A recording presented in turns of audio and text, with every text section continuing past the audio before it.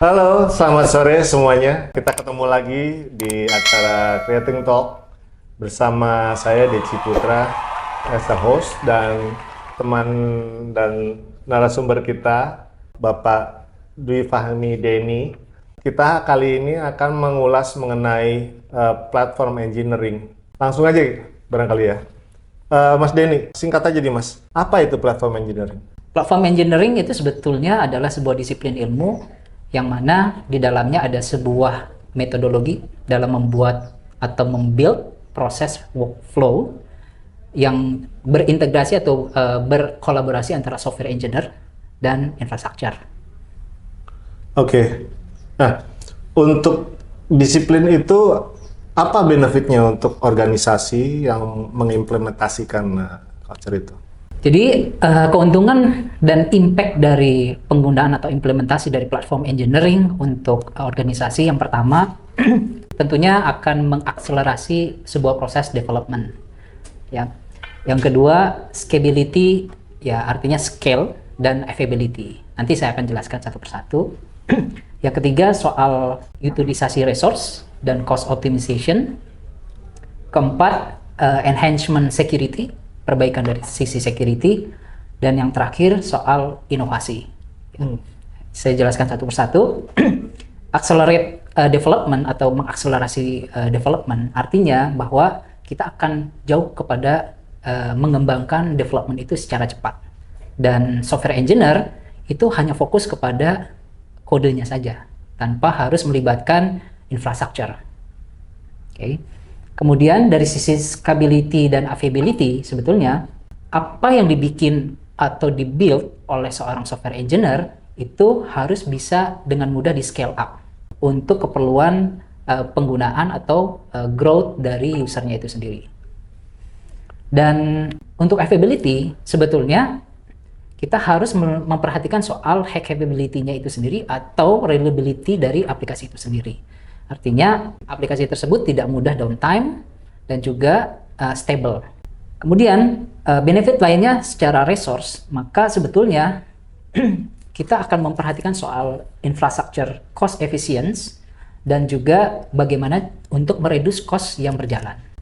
Kemudian benefit selanjutnya enhancement security, sebetulnya ini berkaitan dengan bagaimana caranya kita melakukan sebuah proses untuk melengkapi proses security kita. Dalam hal ini kita memiliki sebuah akses kontrol yang lebih proper dan juga kita memiliki sebuah proses untuk melakukan mitigasi jika ada sebuah vulnerable dan resiko dari vulnerable itu sendiri.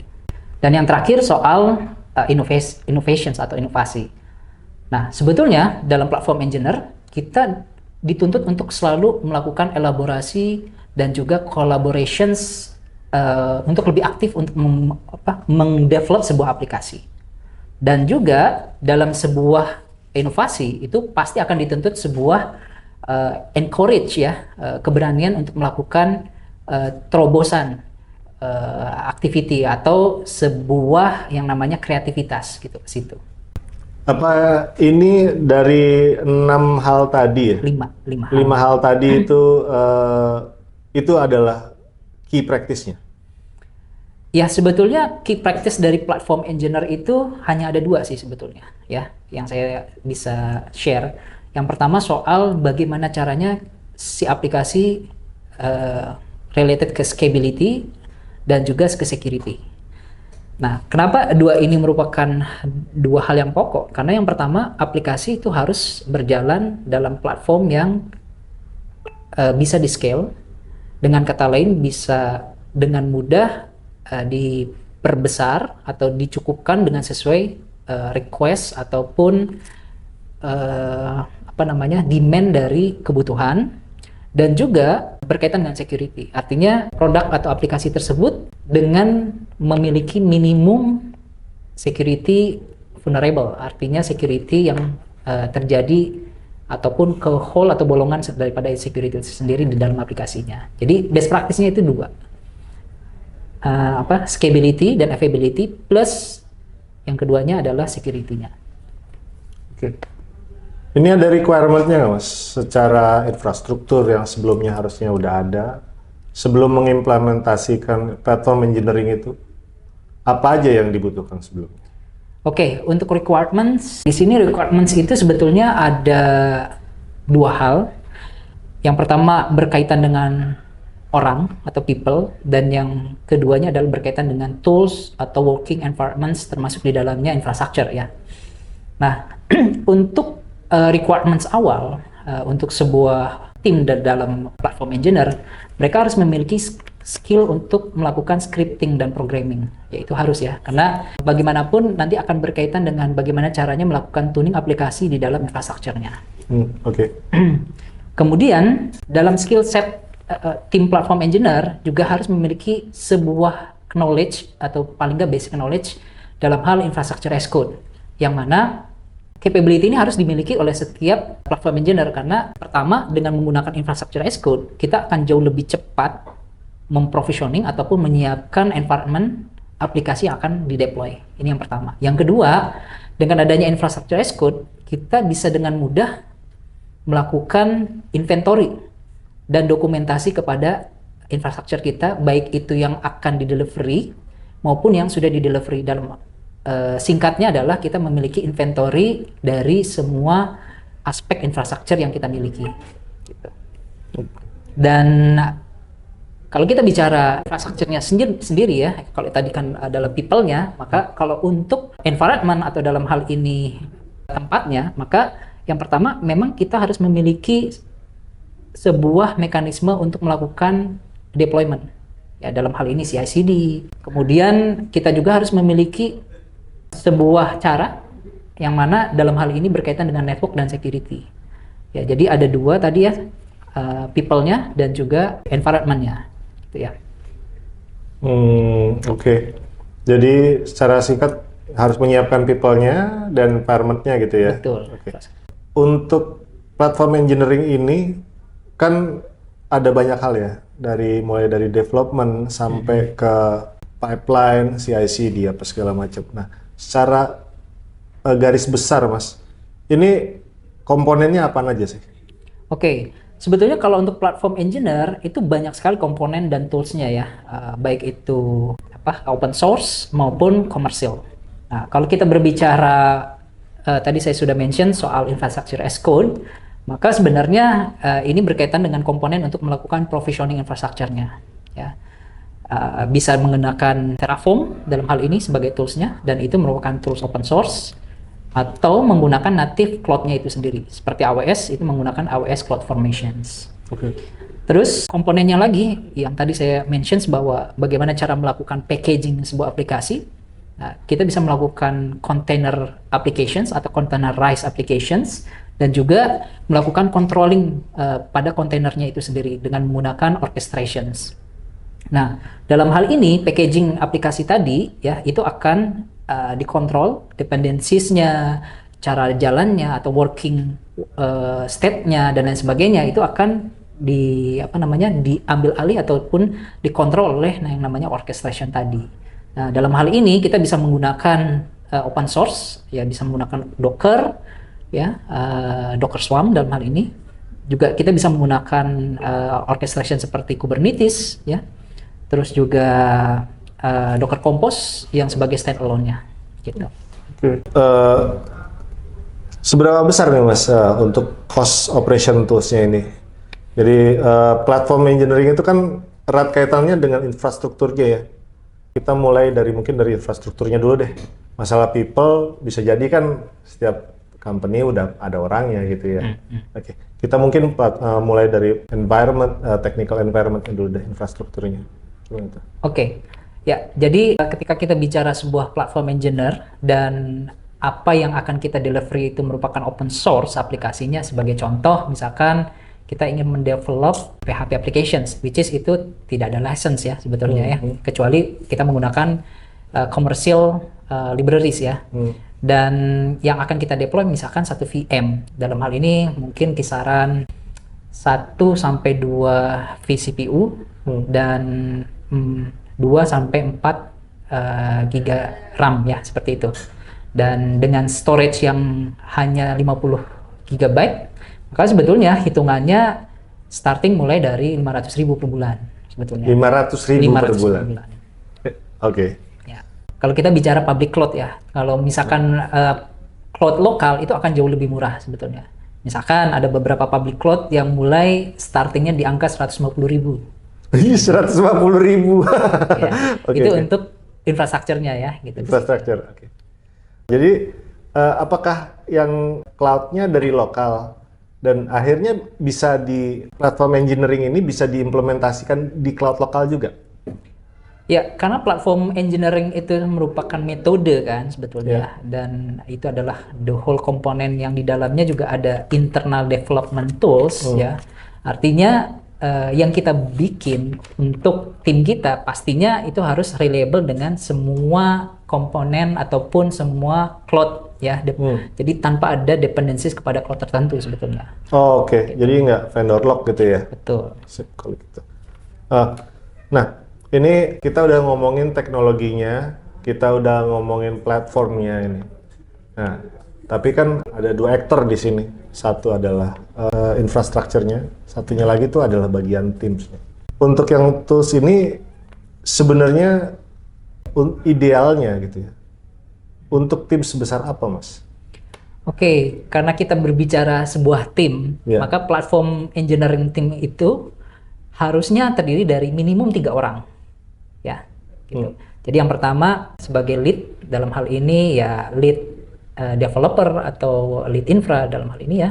Yang kedua memang software engineer ya. Dan yang ketiga bisa jadi ini adalah pairing daripada tim software engineer-nya itu sendiri. Jadi minimum 3. Kenapa harus ada pairing? Karena memang disitulah culture daripada platform engineer. Oh, oke. Tapi itu artinya di sini kita aktor yang paling mandatory itu adalah cuman developernya aja gitu ya, Mas? Betul, developernya. Oke. Nah, ini di Sapiens tuh udah pernah diimplementasikan ya, Mas ya? Nah, how is it goes di Sapiens itu? Oke, ketika kita bicara Sapiens dalam hal adaptive platform engineering, sebetulnya kita memiliki journey yang cukup panjang ya, karena di sini merupakan sebuah proses akulturasi culture, yang mana yang tadinya belum ada bentuk platform engineer kepada bentuk platform engineer itu sendiri, maka ini ada sebuah tahapan gitu ya. Yang pertama, memang kita harus memiliki culture untuk selalu berinovasi. Itu udah pasti harus ada, karena bagaimanapun ketika kita bicara platform engineer yang di dalamnya ada sebuah cara untuk melakukan development tools, dalam hal ini internal development tools, maka ya kita dituntut untuk melakukan sebuah inovasi ya. Sebagai contoh gambaran, kita memiliki sebuah mekanisme pipeline deployment sendiri. Nah, itu yang pertama. Yang kedua, kita memiliki sebuah observability tool sendiri ya. Dan yang terakhir, kita memiliki sebuah mekanisme untuk melakukan assessment security sendiri. Gitu. Oke. Untuk journey selanjutnya, jadi dari sebuah inovasi, kemudian kita punya sebetulnya akulturasi culture ya, yang tadinya belum ada menjadi ada. Itu yang pertama memang menghilangkan sebuah dependencies.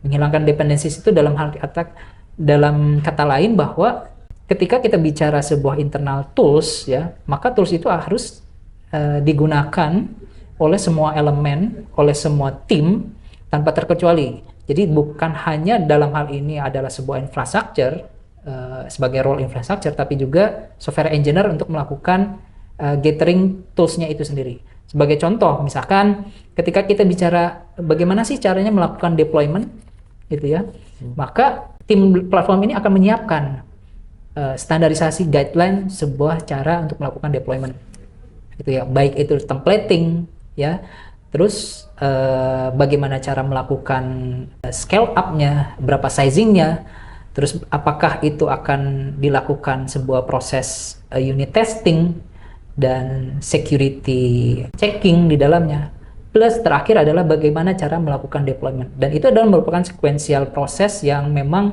diperlukan dalam sebuah tahapan, gitu ya. Jadi balik lagi, sebetulnya memang ada sebuah journey yang untuk melakukan itu semua, gitu ya. Itu nanti di Sapiens itu nanti apakah dia bakalan go jalankan sesuatu, and then dia jalankan proses deployment, atau otomatis atau bagaimana? Ya, secara culture memang akan dibentuk seperti itu, gitu ya. Artinya Yang mana? dibentuk seperti kemandirian dalam melakukan proses deployment end to end, which is yang sudah ada guideline-nya, gitu ya. Jadi ketika platform engineer team ini akan melakukan ketika platform engineer ini memiliki sebuah tools, sebuah mekanisme, sebuah guideline, maka ini akan dipakai oleh semua elemen termasuk di dalamnya software engineer. Dan software engineer akan dengan mandiri untuk melakukan proses itu. Oh gitu. Dengan proses pengawasan tentunya ya, supervising. Dalam arti kata bahwa apapun yang dilakukan oleh software engineer itu tetap dalam pengawasan atau supervising dari tim infrastructure tanpa harus sebutannya menunggu ya dalam hal ini ya, menunggu bagaimana tim infrastructure itu harus memberikan guideline gitu ya, memberikan akses memberikan pairing secara penuh gitu ya. Situ sih sebenarnya. Oke. Ini kan artinya bakal ada budaya baru, SOP baru dalam timnya ya. Dan tentu pasti ada resistensinya. Ada cara gimana, seberapa lama sih membiasakan mereka ini di Sapiens itu? Ya, sebetulnya ketika kita bicara sebuah culture, memang culture itu tidak dibentuk secara instan. Dengan kata lain, bahwa ketika kita mensosialisasikan sebuah bentuk culture yang baru, maka kita memerlukan adanya assessment. Ya, assessment itu bisa sebulan, 2 bulan, tapi yang jelas harus ada goal setnya. Ya, ketika assessment itu selesai, maka kita harus melakukan evaluasi ke dalam. Apakah culture ini bisa diterapkan secara langsung atau enggak, sebelum beralih ke culture yang lain. Sebagai contoh, pairing programming. Nah, pairing programming ini sebetulnya adalah culture yang bagus, yang baik dalam sebuah entitas platform engineer ya. Gitu ya. Nah, ketika kita melakukan pairing programming, otomatis kita akan melakukan reducing yang namanya kesalahan pemrograman atau coding. Bahkan mengurangi daripada vulnerable hole ya, vulnerable security di layer aplikasinya. Nah, ketika pair programming itu terjadi, maka selanjutnya adalah proses melakukan delivery. Nah, proses delivery ini tentunya pasti akan membutuhkan sebuah kolaborasi antara software engineer dan infrastructure ya. Nah, ketika nanti sudah ada templating, oh ini aplikasi A, B, C, dan lain sebagainya sudah memiliki sizing yang cukup jelas, maka tanpa harus menunggu seorang infrastructure untuk melakukan provisioning, menunggu infrastructure menyiapkan tempatnya, software engineer ini sudah bisa melakukan escalate secara berkelanjutan ketika sudah mendapatkan approval dari tim infrastrukturnya sendiri. Gitu. Dan yang terakhir tahapannya adalah ketika aplikasi itu sudah dideploy dan terdelivery dengan baik, adalah bagaimana caranya supaya semua pihak yang terlibat dalam sebuah delivery proses itu melakukan sebuah monitoring atau melakukan evaluasi apakah aplikasi ini sudah sempurna, dalam hal ini sudah sukses terdelivery dengan baik sesuai dengan kebutuhan di awal, atau kita harus melakukan evaluasi dengan cara melakukan scale up ya, terus melakukan assessment tambahan dengan melakukan sebutannya inspeksi security gitu ya. Atau yang terakhir adalah apakah yang sudah di delivery ini ternyata oversize, maka kita harus melakukan penurunan sizingnya kembali gitu. Oh, jadi ini trial and error lah ya. Betul, trial and error. Dan tapi itu kan di sisi aplikasinya Mas. Nah, gimana trial and error di Teams-nya?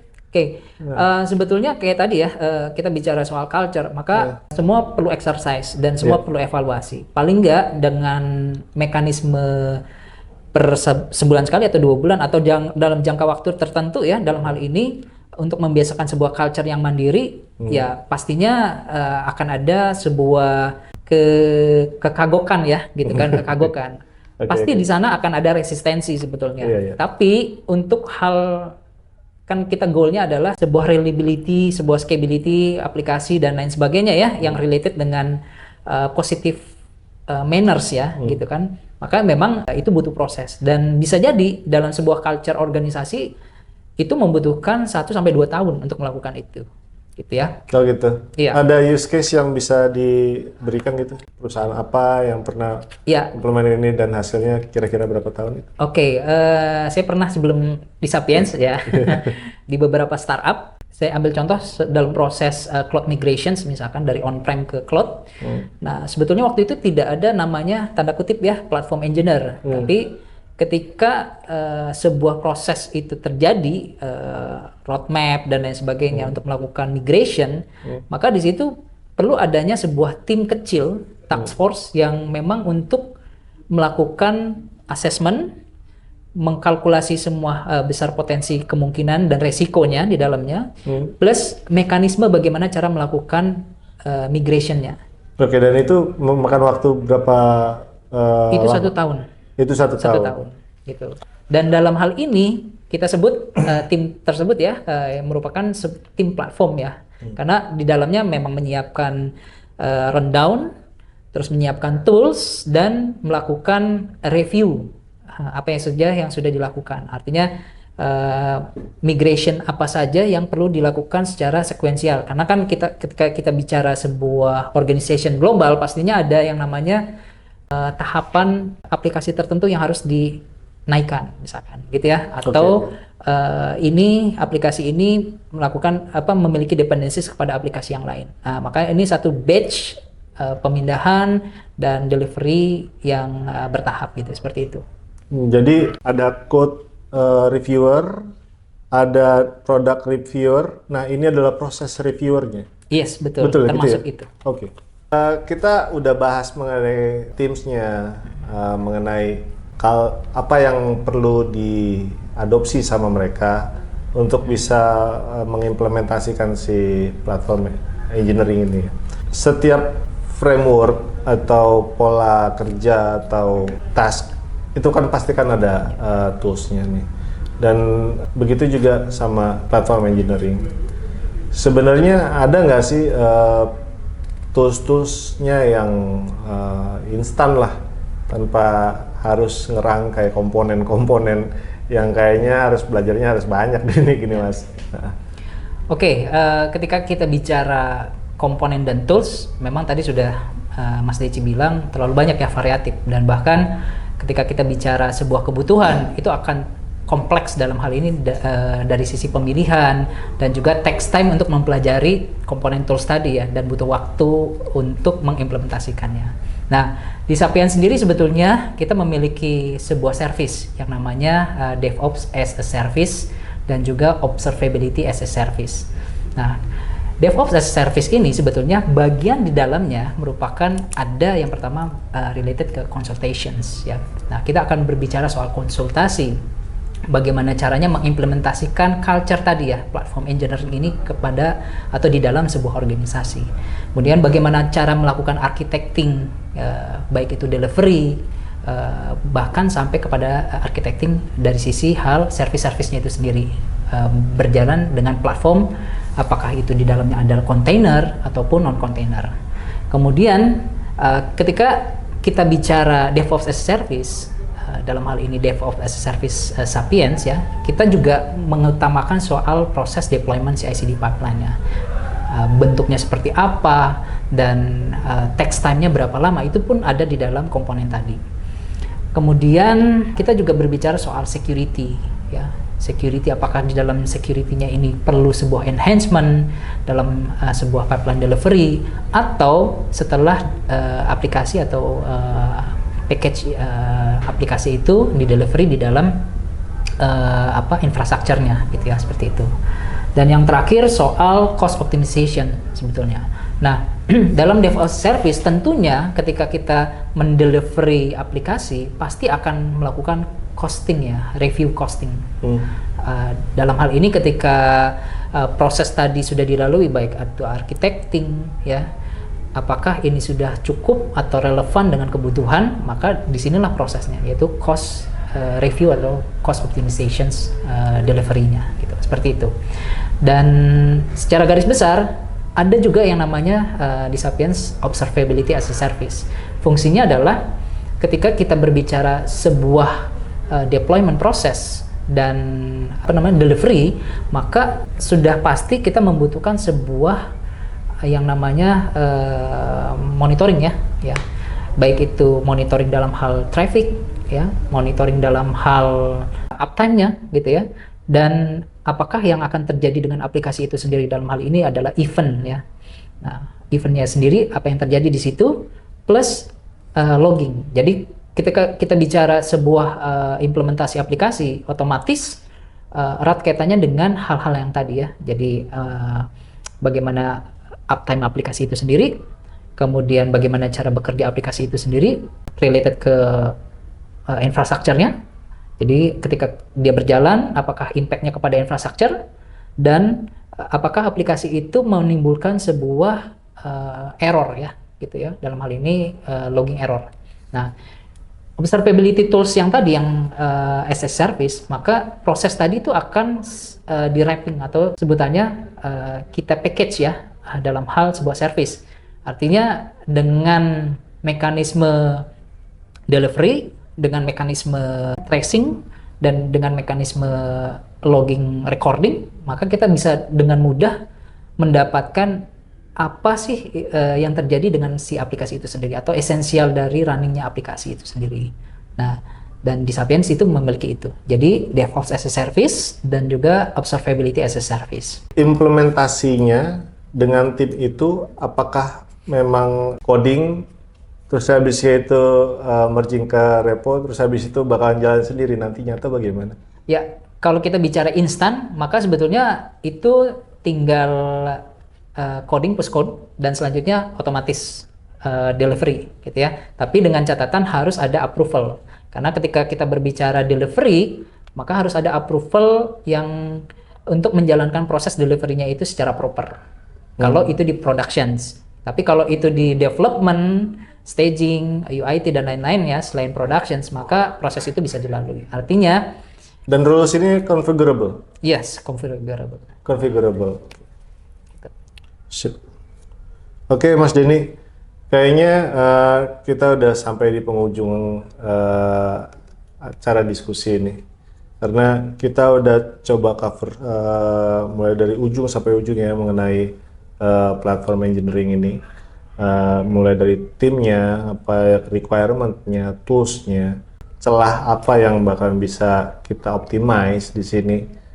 Dan I guess kita bisa serahkan kepada pemirsanya untuk kembali dengan apa sih sebenarnya yang kira-kira perlu kita dig lagi lebih dalam. Untuk nanya sendiri, mungkin ada yang perlu komen atau apa yang harus mereka penasaran. Well, kita untuk dari kita cukup sampai sini, dan habis kayak gitu bisa kita lanjutkan untuk topik yang lainnya di acara Creating Talk.